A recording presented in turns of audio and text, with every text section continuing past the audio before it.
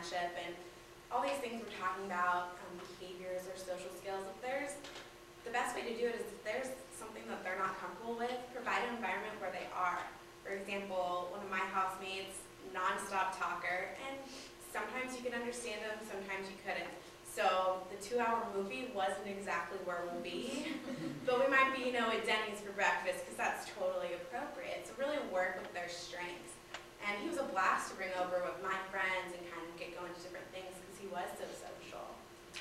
One of the questions I like to ask, especially here at KU, is what sports do they like to enjoy, to watch, to play, to be involved with?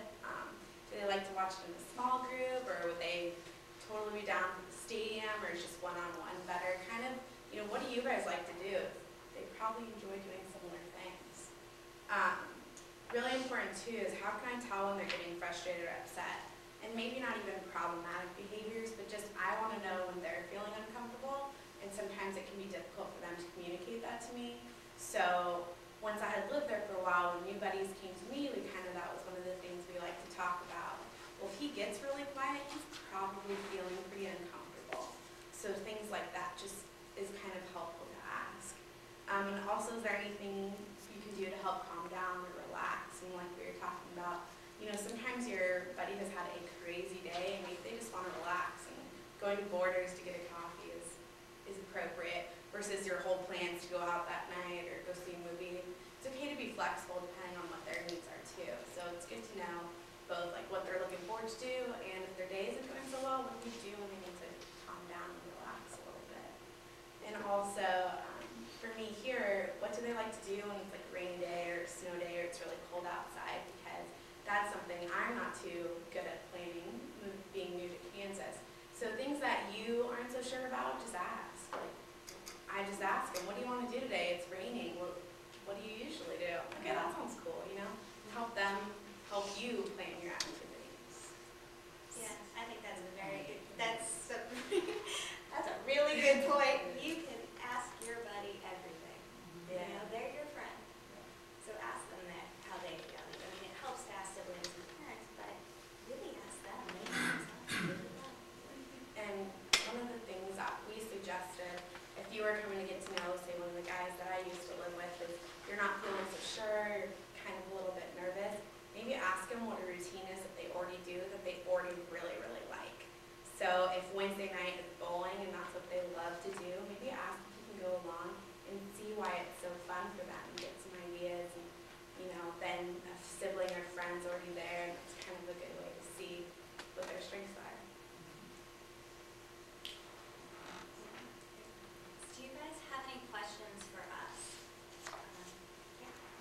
What's the best way to kind of understand your buddy if they don't like to talk or they're really shy? I'll start. Like I said, in that situation, I like to observe kind of how they're already working with mom and dad, or their brothers and their sisters, or already friends, and kind of see if they're really shy. There's a lot of body cues. I looked at the guy who maybe had 5 or 6 words, but it was really clear. He'd sit and play cards, or his body would be completely like this when people walked in. So it was good to know, just kind of observing on how he was with his family, or in a situation where he was comfortable. He's still communicating, even though it may not just be how you want me. And like you said, if there's something, if they're involved in all the time, maybe, like Becky's real involved in Special Olympics, but if you went to that event with her, you'd probably catch on real quick on what some of their favorite things are.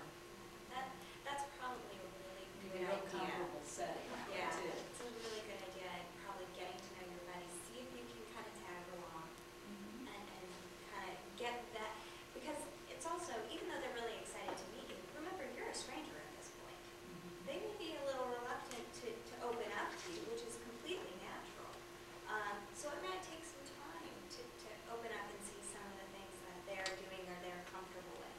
So I would tag along, see if you can tag along with, friends that they normally go out with. Any other questions? One of the things we see a lot in programs are college buddies and buddies who are of founders get really close to their college buddy and think that it's more than a friendship. So what is your advice for these students about how to address that situation? That's a really good question. Do you want to start? I'll start. As the sibling of a brother who is 36 and does anything to be around cute girls, it's very obvious. For me, one thing that's important for other people to know, especially new people that meet him, are what are the boundaries? And he knows his boundaries, but yet, if you don't know him well, he's going to push the limit with those boundaries. He's going to hug you as much as he possibly can. So I think one thing that's important is kind of talking about those boundaries.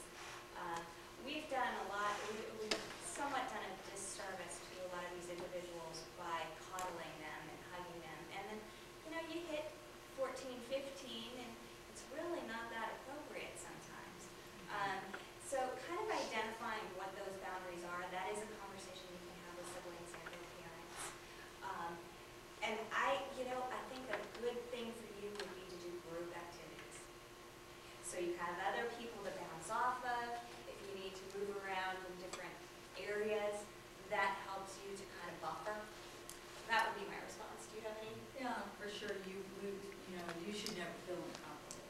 That's important. So, just like Clint said with his buddy, that hung on him all the time, just, you still talk to him about it, there's the right time, the right place, or, I really want to be your friend, but, I can only come see you if we can just be friends, or, I think talk to them about it, and then, of course, if it's more than that, then go to parents.